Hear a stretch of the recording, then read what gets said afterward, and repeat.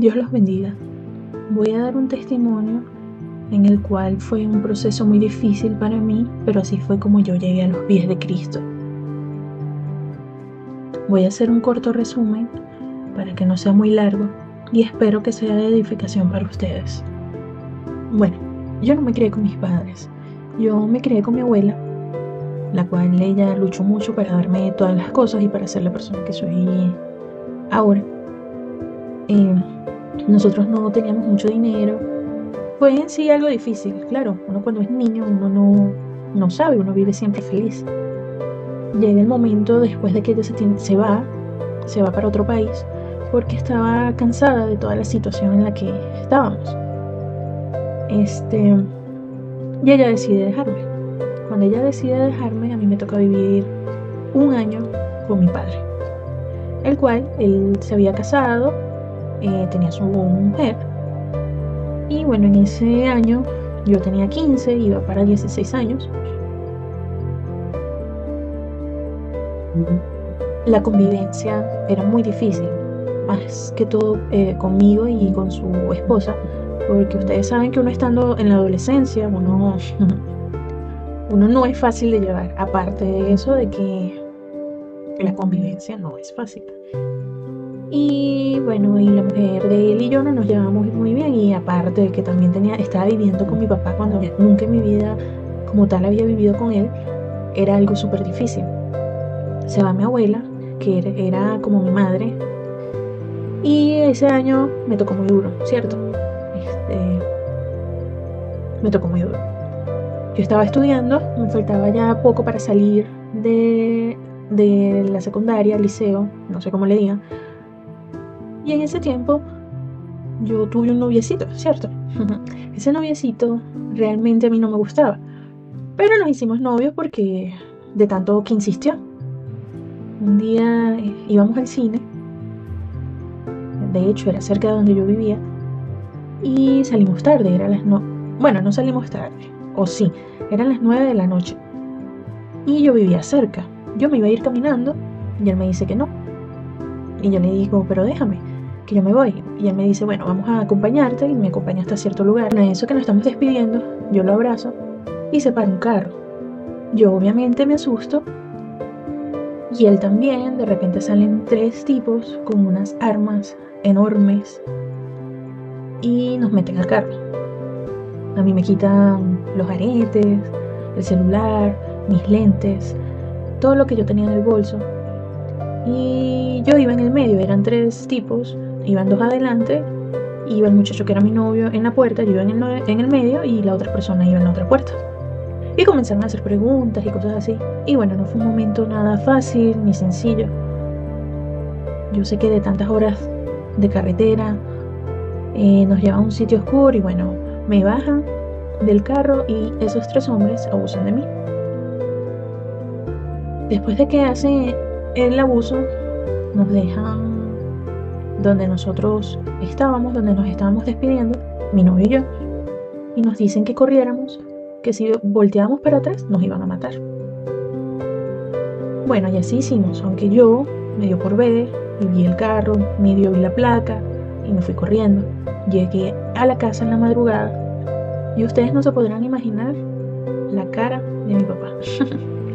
No fue fácil. Yo llegué, bueno, haciendo un paréntesis, él no quería para nada a mi novio, en ese entonces. Y yo le digo que si puede salir, y él, dime, todo bravo, dime. Y obviamente para mí no era nada fácil decirle, pero me tocó decirle ahí en la puerta que había sido yo abusada sexualmente y delante de su mujer. No fue fácil, él se levantó y se volvió como un loco. Bueno, eso fue un proceso. Estuve toda la madrugada despierta, me llevaron a varias clínicas, la gente me veía, yo estaba toda revolcada, estaba horrible, estaba muy mal. Y bueno, pasa todo eso y siguen pasando un montón de acontecimientos. Encuentran a los tipos, matan a uno, bueno, eso es una historia un poco larga. Pero resulta que después mi papá me echa de la casa porque él cree que a mí me había pasado era mentira y que yo había estado sexualmente con el que era mi novio. Y eso para mí fue un golpe muy duro porque yo necesitaba apoyo y sucede eso, me echan de la casa, no fue fácil, y yo me fui para que otra abuela, mi abuela por parte de mamá, la abuela de la que les hablé es por parte de papá, la que me crió, y a la que me tuve que ir fue por parte de mamá. Él le decía a mi abuela que no me aceptara, que yo era una mentirosa. Bueno, eso fue una historia súper difícil, la cual omití que entre ese periodo, antes de que mi papá me echara de la casa, me intenté quitar la vida. Yo me volví loca, caí en una depresión horrible, y aún después yo llegando a la casa de mi abuela, yo estaba mal. Se supone que yo no iba a contar nada, ellos no sabían nada, era como que yo rehacer mi vida, ellos no sabían absolutamente nada. Porque en sí el trato que habíamos hecho mi papá y yo antes de que él me echara era de que no le íbamos a decir nada a nadie, ni a mi abuela, la que me había criado, porque a ella le iba a doler y se iba a venir de donde estaba. Y bueno, mi papá, para después de hacerme quedar mal, comenzó y le dijo a mi abuela que yo era una mentirosa, que yo había inventado una gran historia, y se lo contó para que me echaran también de la casa, lo cual, eso sí me trajo problemas, pero no me echaron de la casa. Me trajo problemas porque me comenzaron a preguntar que si era verdad, que yo porque había mentido, y yo llorando. Yo dije que no había mentido, que se había pasado eso. Y bueno, eso fue una pelea un poco difícil, pero me entendieron. Ya después, mi padre se le ocurre también decirle a mi abuela, la que me había criado, y eso fue otro problema, lo que tampoco fue nada fácil. Yo ya en la casa de mi abuela por parte de mamá, obviamente en mi depresión nadie sabe por lo que yo estaba pasando, cómo me sentía, si me sentía bien, si me sentía sola, porque nadie me preguntaba, pero ¿cómo estás? ¿Estás bien? ¿Cómo te sientes? Ah, un paréntesis también. Antes de que mi papá me echara de la casa, me llevó a una psicóloga cristiana y me puso a hacer dibujos y cosas así. Saben que ellos a través de los dibujos pueden ver cosas, y ella me mandó a dibujar a mi papá, un montón de cosas, y me mandó a dibujar algo libre, lo cual yo hice. Pero yo no tenía pensado contarle mi experiencia porque era algo que para mí no era fácil hablar, y menos con una desconocida, pues, para mí. Y dibujé cosas felices, hasta mi papá riendo y todo. Bueno, resulta que con esos dibujos ella sacó la conclusión de que lo que yo había dicho también era mentira. Y eso se lo dijo a mi papá, y mi papá también por eso es que sacó la teoría de que lo que a mí me había pasado era mentira, era una historia para yo llamar la atención, un sinfín de cosas. Lo cual también para mí fue un golpe muy duro, porque yo dije, oye, una persona cristiana que tiene a Dios, porque dice que es mentira si no sabe mi vida? ¿Por qué no me preguntó? ¿Por qué se basa solo con mis dibujos? Porque nada más yo haya dibujado a mi papá feliz y haya hecho un sol, o haya hecho, no sé, cualquier persona feliz.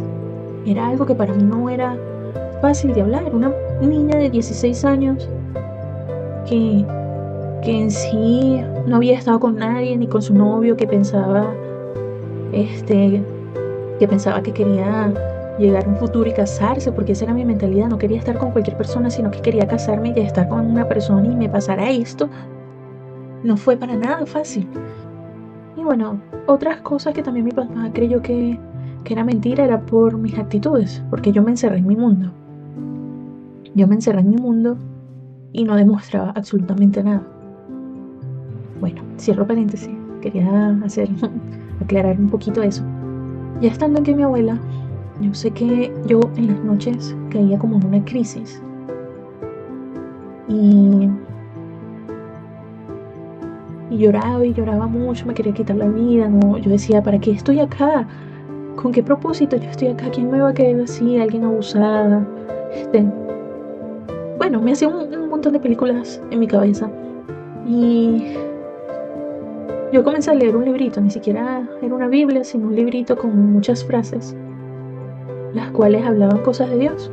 Yo recuerdo que donde yo estaba sola, y yo le dije a Dios, si tú realmente existes, sácame de acá, no aguanto.